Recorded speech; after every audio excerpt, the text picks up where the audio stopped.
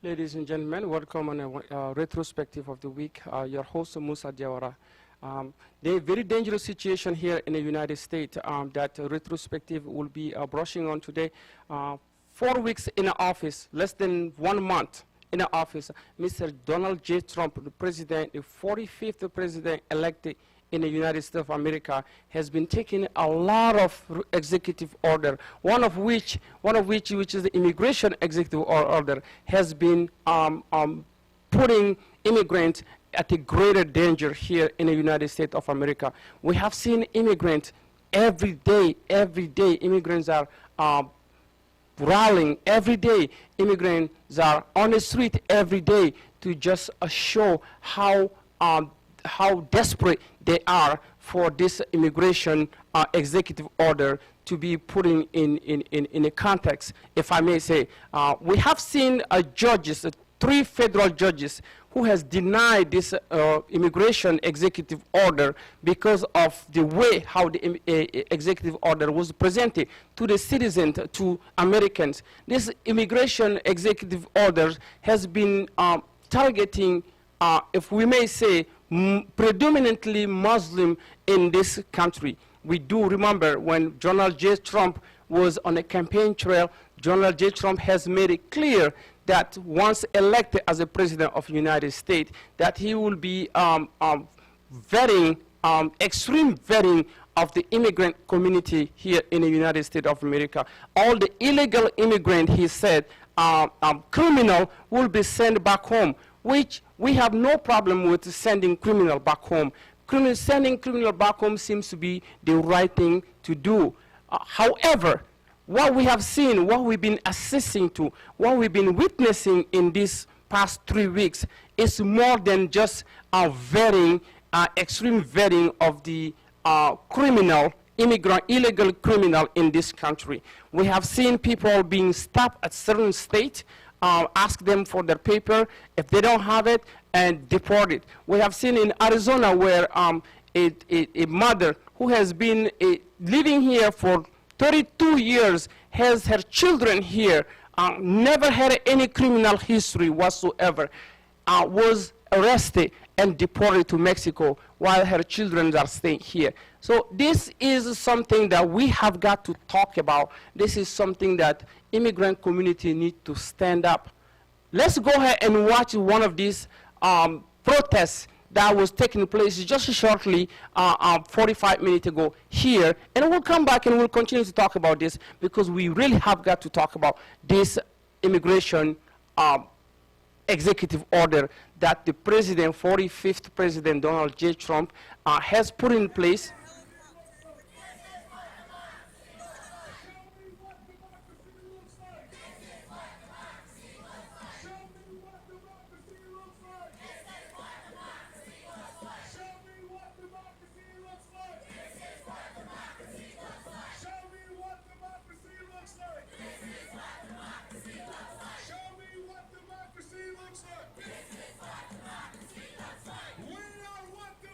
This is what we've been assessing to here in the United States of America. Has been our daily life every day. Every day we see immigrants on the street. Every day we see immigrants protesting for the immigration executive order. This immigration executive order by the president, 45th president of the United States of America, Donald J. Trump, has been blocked by 3 federal judges. But we have watched Mr. Donald J. Trump at a press conference where he mentioned that next week that he will be reintroducing a new immigration executive order. Why is the reason to reintroduce a new immigration executive order?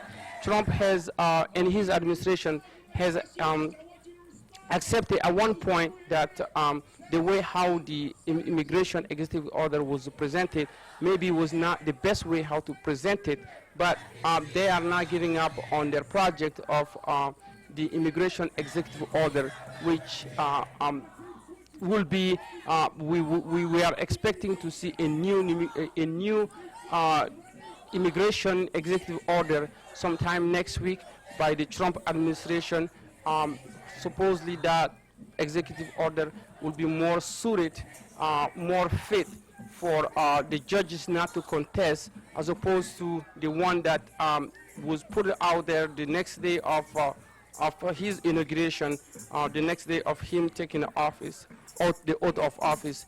And this immigration situation, we believe that is getting out of control. Immigrants are contributing here significantly to the workforce of America. Immigrants' contribution has been seen the past couple of days, because the organizers has declared 2 days ago that no immigrant day. No immigrant day, what means was that the immigrants should not go to work. They should stay home in support to their colleague, in support to their brothers and sisters who are not who are in a illegal situation here. Again, for the president to do extreme vetting of the illegal immigrant, criminal illegal immigrant, we don't see anything wrong with that. The way how this executive order was presented to the American is something that is out of the ordinary.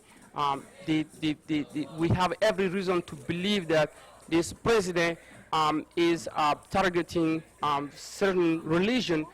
This president is focusing more onto these certain ethnicities to get out of this country here.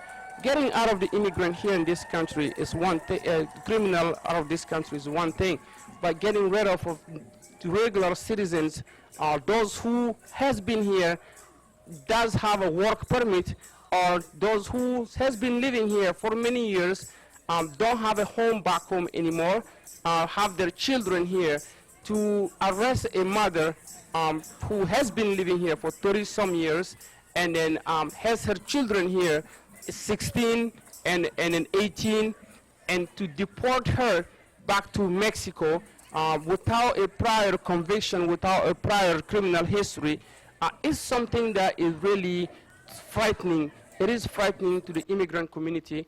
It is frightening to the workforce here in the United States of America.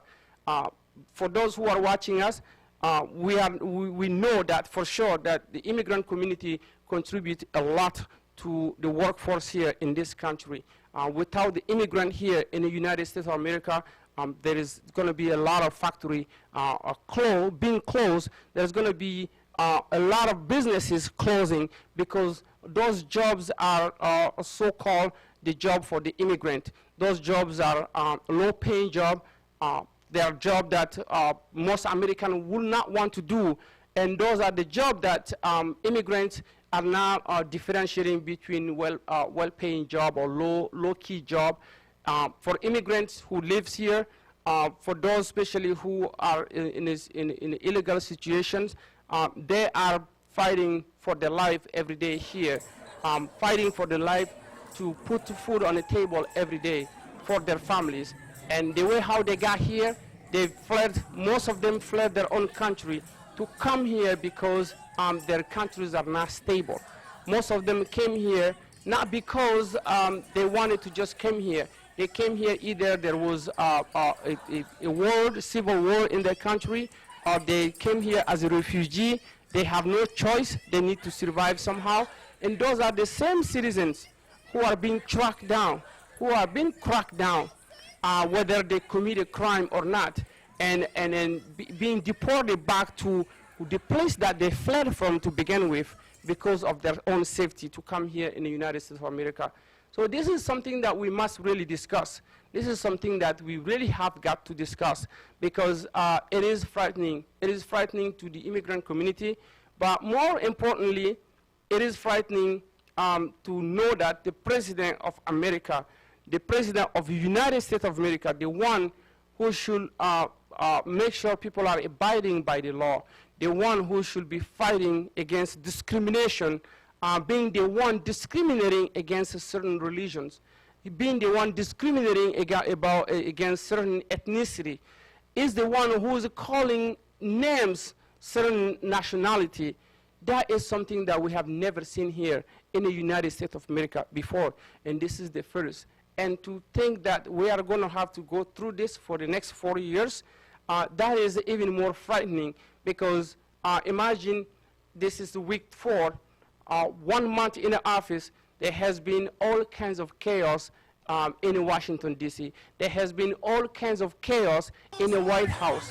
We have seen the president, oftentimes when the president appoints somebody to as an advisor, that person is more than happy. It is an honor for them to serve the president. But that has not been the case. We have seen more than 3 military official who has been appointed by this president, but yet they turned it down. They turned it down. That alone should explain what is going on in Washington, D.C. That alone should explain what is going on in the White House. And for us to think this is a week 4, for us to think that we have got to go through 4 more years of this before we can have an election again, and hopefully that this president does not run again or does not go for a second term, that is in itself is more frightening than ever before. This was something that we have decided that we're going to talk about it today briefly for our immigrant community. We would like our immigrant community to know that this fight, we are in it together. This fight is a Tempo Afric TV fight.